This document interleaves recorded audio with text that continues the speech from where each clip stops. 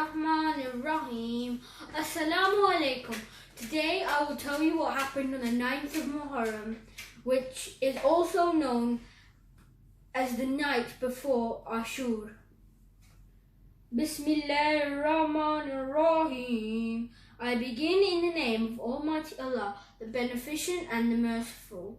Praise be to Almighty Allah who created the universe with the heavens above and the earth below. Praise be to Almighty Allah who created all creatures, big and small, angels and human beings. Peace and blessings be upon Almighty Allah's last and best of all of his prophets, Prophet Muhammad ﷺ, to whom the Holy Quran was revealed to. Peace and blessings be upon the Prophet's beloved daughter, Lady Fatima Zahra ﷺ, as leader of all women, past, present and future. Peace and blessings be upon all 12 true successors of the Holy Prophet, Imam Ali ibn Abu Talib ﷺ for being the first one, and Al-Mahdi ﷺ being the 12th one. Allahumma salli ala Muhammad wa ala Muhammad, who was alive but yet out of our sight by the command of Almighty Allah. Mercy and blessings of Almighty Allah be upon all of you. Allahumma salli ala Muhammad wa ala Muhammad. Today is the 9th of Muhurrum. Last night, Imam Hussain ﷺ had been talking to Umar ibn Sa'd, asking him to fear Allah and not fight with the Imam. Umar ibn Sa'd did not listen and wrote to Ibn Ziyad, who wrote back saying, either fight Imam Hussain ﷺ or give up your job to Shimr. When Shimr arrived in Kerbala on the 9th of Muhurrum, Umar ibn Sa'd decided that he would fight against Imam Hussain ﷺ. They started to attack Imam Hussain ﷺ the same night and started to march towards the tents. But the Imam asked for one night's time so he could spend it in prayer. This night is called Shab Ashur. Today we also remember Ali Asghar ﷺ, the Imam's baby son, the youngest of those who was martyred from the family of the Imam. What happened during Shab Ashur? When Umar ibn Sa'd's army started coming towards the camp of Imam Hussain ﷺ, the Imam sent his brother Abbas to talk to them. They said, bayat or fight. Hazrat Abbas ﷺ said, don't move or I will ask Imam Hussein's reply and bring it back to you. Such was the valor of Hazrat Abbas ﷺ that the whole army just stopped by the line which he had drawn on the sand. The Imam said, Abbas, ask that we have one more night's time. I would like to spend it in prayer. Hazrat Abbas ﷺ took the Imam's message to them and it was agreed.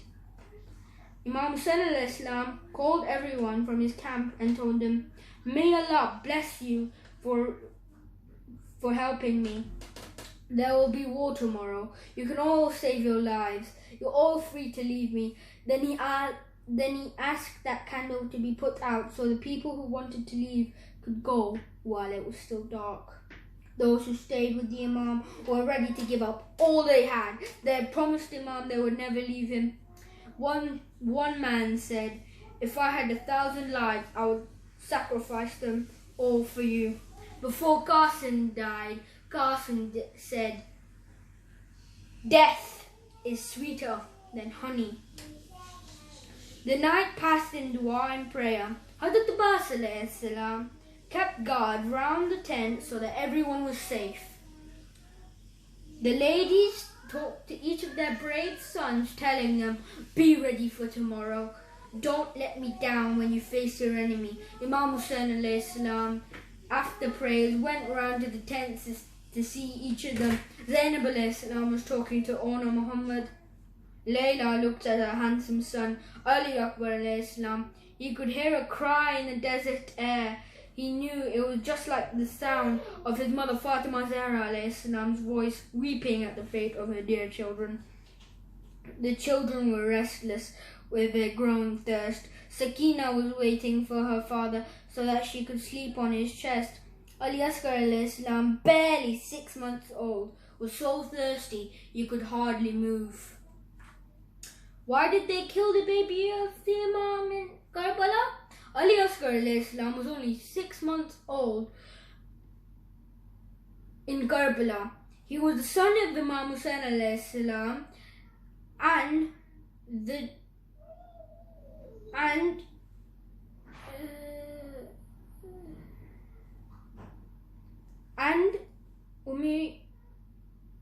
on the day of Ashur, it was very hot and there was no water for the family of Imam for 3 days. His mother could not feed him either because there was no milk.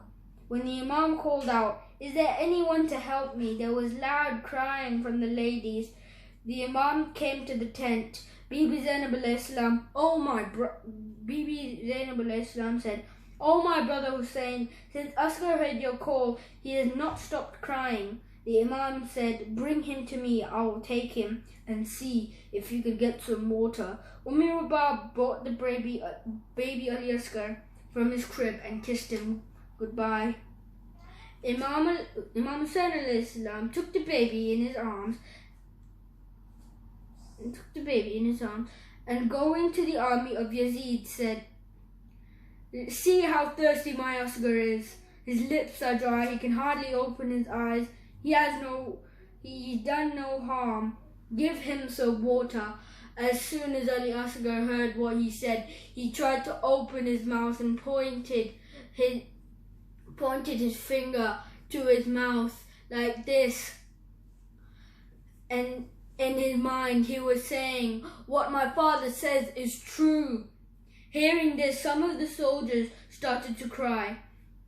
Umar ibn Sa'd said to Hurmala, "Stop Hussein's words." Hurmala aimed an arrow at the baby's neck that was used for camels with 3 sharp edges.